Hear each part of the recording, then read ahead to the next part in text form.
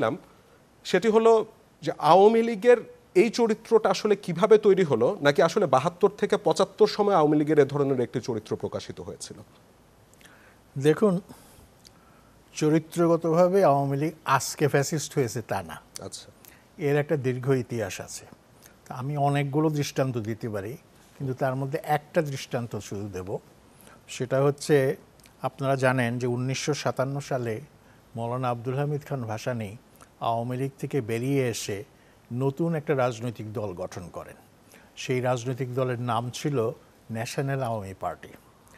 এবং এই রাজনৈতিক দল গঠন করার কারণ ছিল দুটো প্রশ্ন। একটা কারণ হচ্ছে আঞ্চলিক স্বায়ত্তশাসনের প্রশ্ন, আরেকটা কারণ হচ্ছে স্বাধীন জোট নিরপেক্ষ পররাষ্ট্রনীতি অবলম্বন।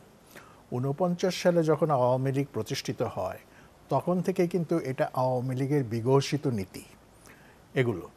এবং 54 সালে যুক্তফ্রন্টের যখন নির্বাচন হয় তখনও কিন্তু এগুলো যুক্তফ্রন্টের 21 দফার অন্তর্ভুক্ত ছিল। আচ্ছা, কিন্তু 57 সালে এসে সরওয়ার্দী সাহেব পাকিস্তানের প্রধানমন্ত্রী হয়ে গেলেন। তিনিও আওয়ামী লীগের নেতা ছিলেন, পাকিস্তান আওয়ামী লীগের নেতা ছিলেন। এবং তখন কাকমারি সম্মেলন হলো, কৃষ্টি সম্মেলন। এই কাকমারি সম্মেলনে এইসব রাজনৈতিক প্রশ্নগুলো উত্থাপিত হলো, স্বায়ত্তশাসনের প্রশ্ন উত্থাপিত হলো, আপনার স্বাধীন জোট নিরপেক্ষ পররাষ্ট্রনীতির প্রশ্ন উত্থাপিত হলো। এবং এইসব প্রশ্ন উত্থাপনের পর স্বাভাবিকভাবে আওয়ামী লীগের মধ্যে একটা আলোড়ন সৃষ্টি হলো। হোসেন শহীদ সোহরাওয়ার্দী ছিলেন পাশ্চাত্যপন্থী। আপনারা শুনলে অবাক হবেন যে মিশরের সঙ্গে ইসরায়েল এবং ব্রিটেন এবং ফ্রান্স 1956 সালে যখন আপনার সুয়েজ খাল নিয়ে যুদ্ধ করে, সেই যুদ্ধের সময় তিনি কিন্তু মুসলিম রাষ্ট্র মিশরকে সমর্থন দেননি। অথচ সারা দেশব্যাপী বিক্ষোভ হয়েছে মিশরের পক্ষে এবং সুয়েজ খাল জাতীয়করণের পক্ষে। তো এইরকম ছিল তখন দেশের অবস্থা। তো এই পরিস্থিতিতে যখন সোহরাওয়ার্দী সাহেব একেবারে খুব শক্তভাবে দুটা কথা বললেন, একটা হলো স্বায়ত্তশাসন 98 ভাগ হয়ে গেছে, আর মাত্র 2 ভাগ বাকি, আমি প্রধানমন্ত্রী, সেই 2 ভাগের দায়িত্ব আমার, এটা একটা।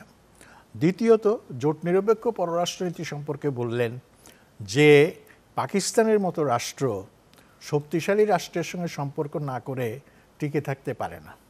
কারণ যদি আমরা এশিয়া আফ্রিকার অন্যান্য সদ্য স্বাধীন রাষ্ট্রগুলোর সঙ্গে সম্পর্ক স্থাপন করে দুই যে বৃহৎ শক্তি সোভিয়েত ইউনিয়ন এবং আমেরিকা তার মাঝখানে নিরপেক্ষ নীতি অনুসরণ করতে চাই, তাহলে সেটা হবে 0 + 0 + 0 = 0। তো এই প্রশ্নে শেষ পর্যন্ত মৌলানা ভাসানী মাইনরিটি হয়ে গেলেন, মানে আপনার কাকমারি সম্মেলনে। সেখান থেকে বেরিয়ে এসে তিনি ন্যাশনাল একটা যেটাকে ন্যাপ তৈরি করলেন, কিন্তু তার আগে একটা গ্র্যান্ড ন্যাশনাল কনভেনশন উনি ডাকলেন এবং সেখানে পূর্ব এবং পশ্চিম পাকিস্তানের বিখ্যাত নেতারা অংশগ্রহণ করেছেন।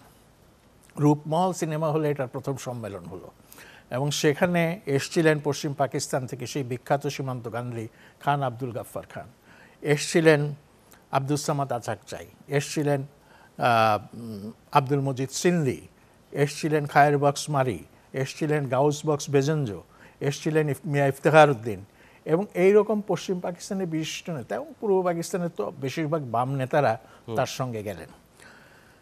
এই সম্মেলন উপলক্ষে কিন্তু তারা সম্মেলন স্থল আক্রমণ করে।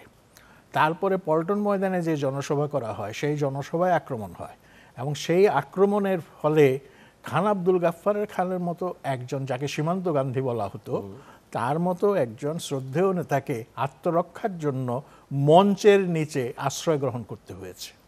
এবং এর পাশাপাশি আরও ছোটোখাটো অনেক ঘটনা আছে।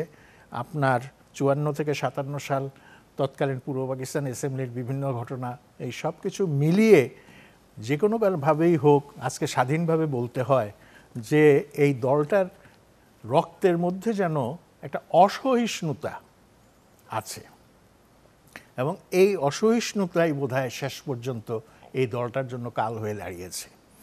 হ্যাঁ, আগামী দিনে যদি আওয়ামী লীগ এই অসহিষ্ণুতা এবং অন্যদেরকে সহ্য করতে না পারার যে মনোভাব, যে চরিত্র, সেটা বর্জন করতে না পারে, সেটা পরিত্যাগ করতে না পারে, আওয়ামী লীগের পক্ষে আবার দাঁড়ানো কঠিন হয়ে পড়ে।